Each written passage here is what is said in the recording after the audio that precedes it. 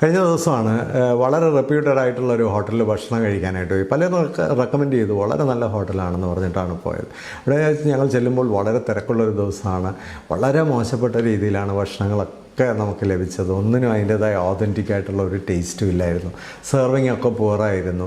അപ്പോൾ ചിന്തിച്ചു പോയൊരു കാര്യം, നമുക്ക് ഇന്ന് ആരെയും ഒന്നിനെയും റെക്കമെൻഡ് ചെയ്യാൻ പറ്റാത്ത ഒരു കാലഘട്ടത്തിലാണ് നമ്മൾ ജീവിക്കുന്നത്. കാരണം ഒന്നിനും ഒരു കൺസിസ്റ്റൻസി ഇല്ല. ഇന്ന് നല്ലതാണെങ്കിൽ നാളെ നല്ലതായിരിക്കും എന്ന് ഓരോ ഉറപ്പുമില്ല. ഇത് തന്നെയാണ് മനുഷ്യൻ്റെയും കാര്യം.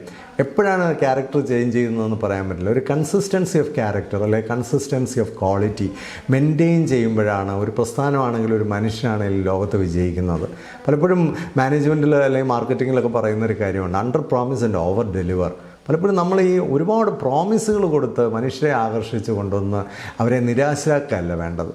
ആ പ്രോമിസുകളൊന്ന് കുറഞ്ഞു നിന്നാലും ഓരോരുത്തരും വന്ന് നമ്മളെ അനുഭവിച്ച് തിരിച്ചു പോകുമ്പോൾ ദേ ഷുഡ് ഫീൽ ഗ്രേറ്റ്. ഒരു ഡിലൈറ്റുള്ള എക്സ്പീരിയൻസിലേക്ക് അവരെ കൊണ്ടുപോകാൻ നമുക്ക് കഴിയണം. ഡിപ്പെൻഡ് ചെയ്യാൻ പറ്റാത്ത മനുഷ്യരും ഡിപ്പെൻഡ് ചെയ്യാൻ പറ്റാത്ത ഓർഗനൈസേഷൻസൊക്കെ കാലഘട്ടത്തിൻ്റെ ഒരു കേഴ്സാണ്, ഒരു സംശയമില്ല.